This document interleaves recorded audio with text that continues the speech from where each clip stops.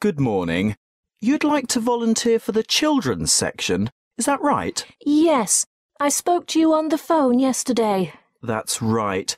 Tessa, isn't it? Yes, Tessa Bridges.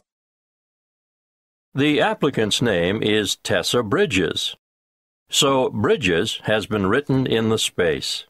Now we shall begin. You should answer the questions as you listen because you will not hear the recording a second time. Listen carefully and answer questions 1 to 6. Good morning. You'd like to volunteer for the children's section, is that right? Yes, I spoke to you on the phone yesterday. That's right. Tessa, isn't it? Yes, Tessa Bridges. Thank you for coming in today, Tessa. Before we discuss what a volunteer does in the library, I'll need to get some details from you. No problem. What would you like to know? Where do you live, Tessa? I still live with my family in Northwood, 51 Matthew Drive. Matthew? Matthew Drive? Actually, there are 2 T's. Mattthew. Oh, thank you. And the postcode for Northwood is? Oh, I'm still confused about that. It used to be 2614, which of course I still remember, but the post office has recently changed it to 4126. So, 4126. Now, you're a university student, aren't you? Not exactly. I go to Northwood Polytechnic. I'm in my final year. In your final year. So what are you studying? I mean your main subject. Oh, I'm majoring in creative writing. And are you enjoying that? Very much so. I love it. When I graduate, I want to write children's books. That's great. Now, I can see why you're keen to volunteer at the library. We're always grateful for the extra help, but I still have to ask you some more questions about your previous experience. That's fine, but I haven't had a full-time paid job yet. Not to worry. Part-time work or voluntary work gives you the experience most employers are looking for. Well, to start with, when I was 16, I had a babysitting job. And who did you work for? Oh, just family friends. How long did you babysit for family friends? Oh, about 2 years, on and off. After those 2 years were up, what did you do then?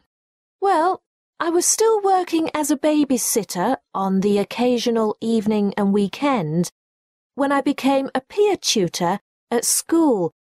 I did that for 1 year, my last year at senior high. And what does being a peer tutor involve? Mostly, it means staying behind after school 1 or 2 afternoons a week to help fellow students in the subject that they're having difficulty with. And what subject did you tutor in? English, actually. I see. Do you have any other experience? I worked at the Ace Sports Academy as a tennis coach, but that was only for about 12 weeks over the summer before I enrolled at the Polytechnic. So you're good at sports?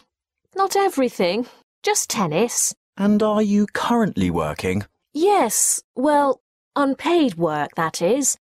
I'm a volunteer at the local hospital, where I visit sick children who would otherwise not have any visitors. Well, it certainly seems as if you like children. Yes, I do.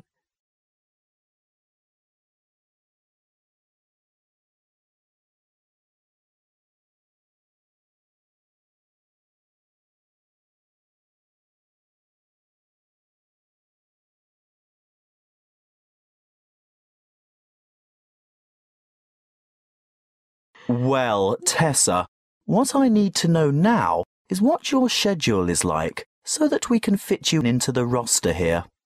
Can I assume that you're not able to work Monday to Friday during office hours? Right. I'm very busy with lectures, workshops and assignments during the week. How about weeknights? Say 5 to 7 in the evening. That's a very busy time in the children's section. Well, I couldn't commit to more than 3 evenings a week, and even then it would depend on my schedule. Yes, I understand. If possible, we could make arrangements a week in advance. Would that help? Yes, that might work. Are weekends okay? Well, Sundays are out. Actually, only every other Sunday, because that's when I'm usually needed at the hospital. But I'm free on Saturday afternoons. All right. We could roster you for the odd weekend then. What about school holidays? Definitely. No problem whatsoever. I don't have any other commitments during the holidays. That's good to hear. We have droves of children here in the holidays, as you can imagine. Thank you. Well, Tessa, we'll send you a letter of appointment in the mail, and we look forward to having you join us as a volunteer. Thanks very much. Now, as for your duties,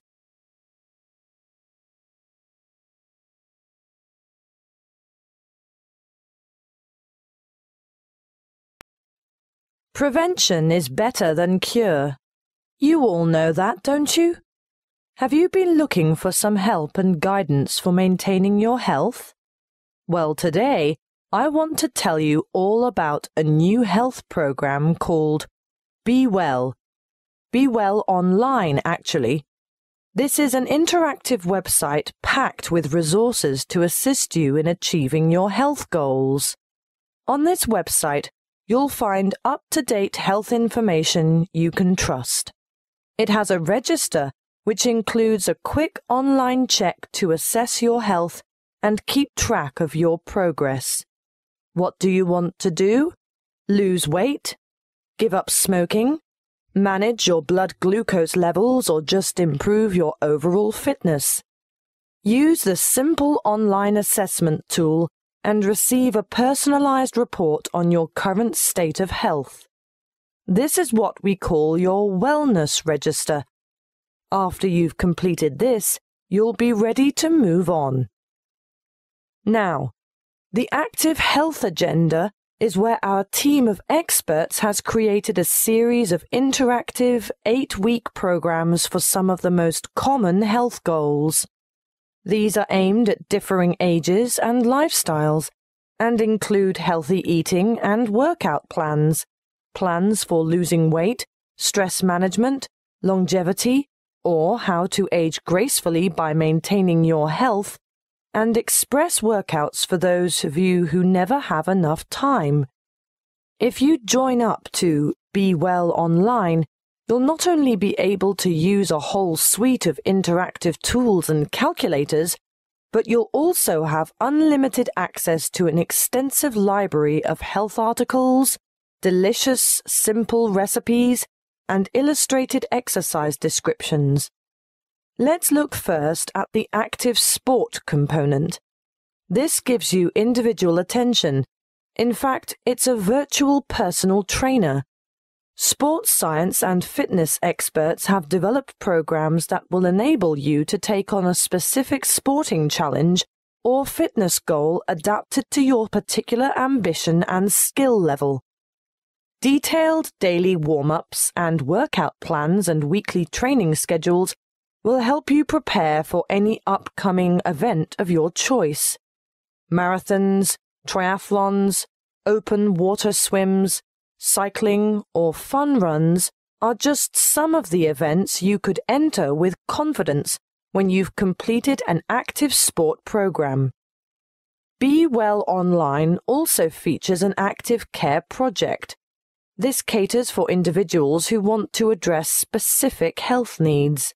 The 4 courses in most demand are Stop Smoking, which will give you strategies, email support, and reliable tools and resources to help you quit smoking forever. Then there is Glucose Management, a self-care program designed for people with high blood sugar, which will help you manage your condition and improve your overall health. Obviously, heart health has a large following, It's basically all about lifestyle modification, where you will take a course of action with the aim of improving your cardiovascular health. Those of you who suffer from neck and/or back pain will benefit from the Back Care program, but we're talking about minor troubles here. Anything major should be attended to by a qualified physician in person. So, what are you waiting for? Register today at bewellforlife.com.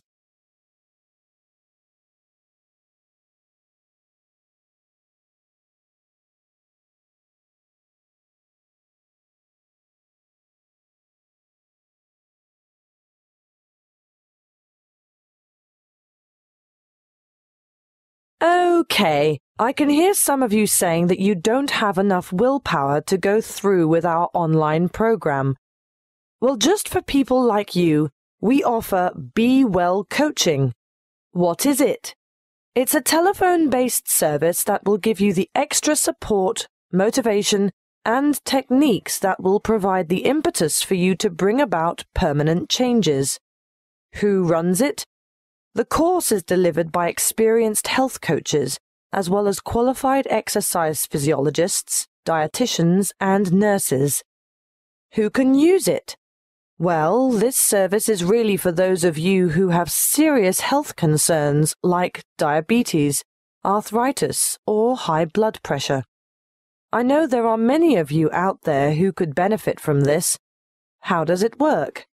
Your health coach will provide assistance as you develop a plan and maintain regular contact over a period of 6 months to help you stay on track. You'll also get access to a phone-in service for extra support if you need it, and you'll be provided with health information specifically targeted at your individual problem. Now, what could be better than that?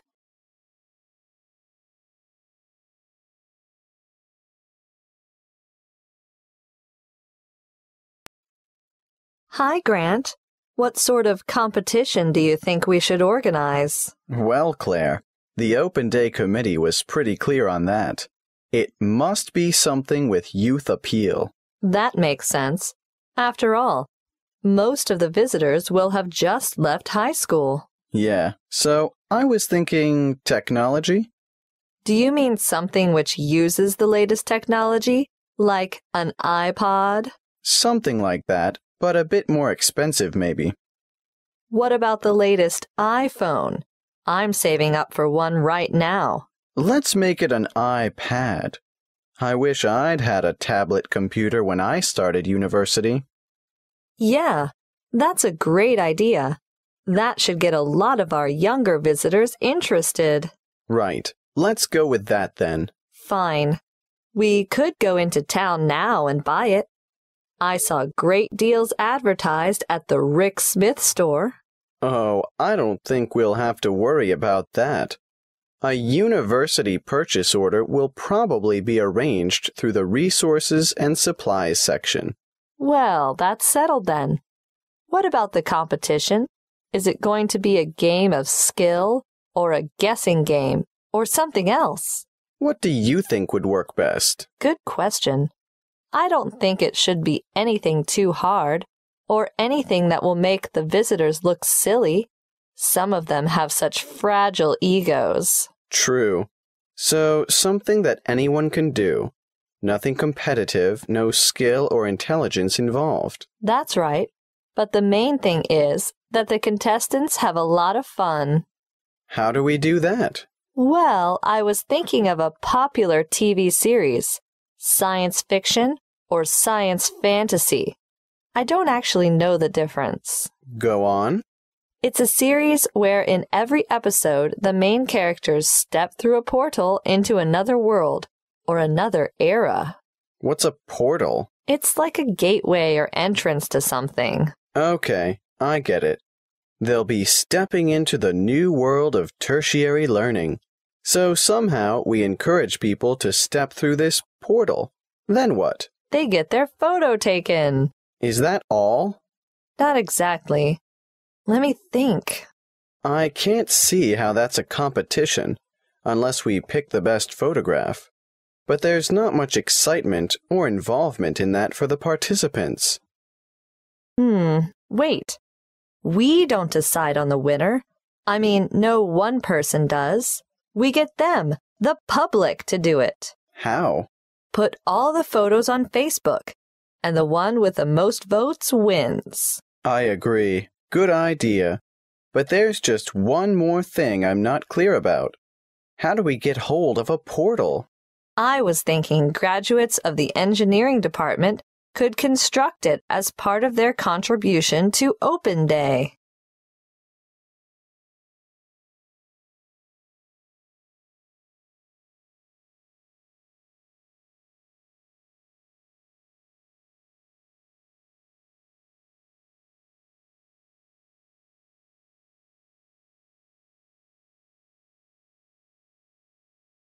How do visitors enter the competition on Open Day?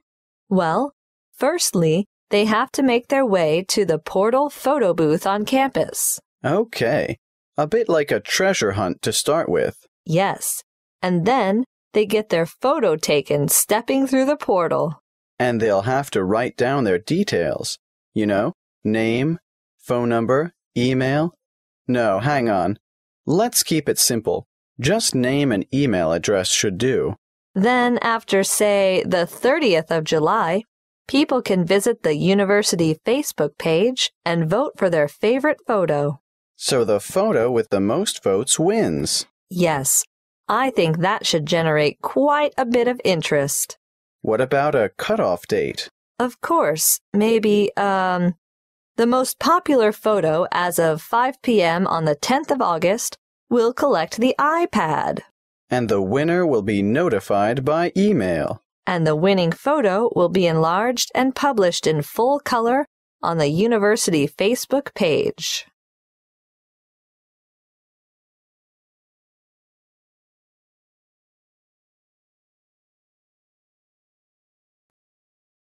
Welcome to this lecture on agriculture and the environment. I hope it is enough to make some of you decide on a career in the field of agricultural science. As you all know, food is a basic human need, and producing enough of it is the single greatest challenge facing the modern world. Developing nations have rapidly expanding populations, so agriculture should be central to any development agenda for those countries. What's more, 75% of people in the developing world are dependent, directly or indirectly, on agriculture for their livelihood. And for many low-income countries, it's the most important sector of the economy, accounting for 50% of GDP, and sometimes it's the primary, if not only, source of foreign currency. Now, of course, when I talk about agriculture, I am using the term to encompass more than just growing food crops. Of course, livestock farming, fishing, and forestry are included. In order to combat wide-scale food shortages, agricultural research programs are underway in many areas. Using science is one way to increase productivity. But, a word of warning, agriculture must also be sustainable.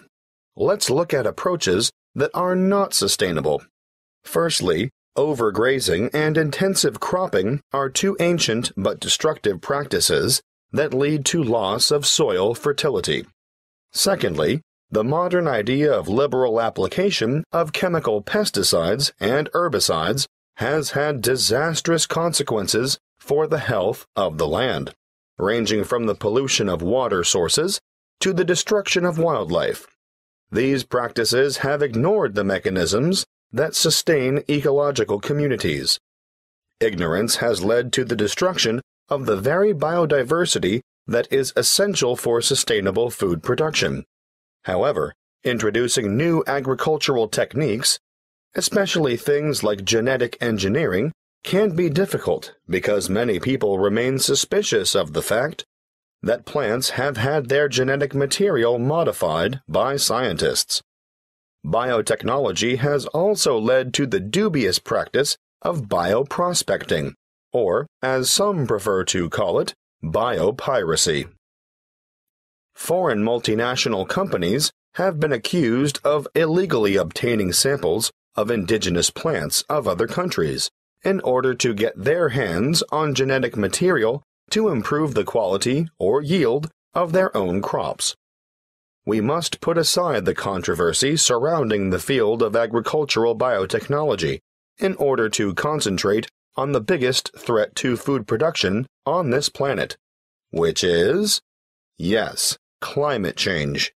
The effects of global warming so far have been to shrink the food supply, thereby pushing up prices and making even the most basic necessities unaffordable. As I see it, the international community must address this and other challenges to agricultural production with urgency. Concrete scientific and technological achievements need to be presented for farmers to evaluate and learn to use, but, apart from that, governments need to address the complex issues of policy development if the world's hungry are to be fed. Environmental policies need to be put in place to protect ecosystems and correct soil degradation where possible. Countries cannot continue to exploit natural resources whilst ignoring the consequences. In fact, I'd like to see teams of agriculture and environment experts making up a global network which would monitor the world's farming systems. Different farming systems should be studied not only with a view to analyzing the environmental effects, but the social and economic effects as well. The studies would be carried out with a view to stemming pollution and erosion and promoting safe, cost-effective practices that will guarantee a secure food supply in the future.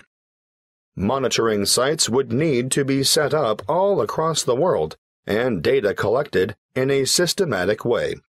Of course, building the online infrastructure for such a project would cost millions of dollars, and there would be ongoing costs involved with the monitoring system. But the information gathered would go a long way towards solving the problem of feeding the masses and ensuring millions of people don't face a hungry future.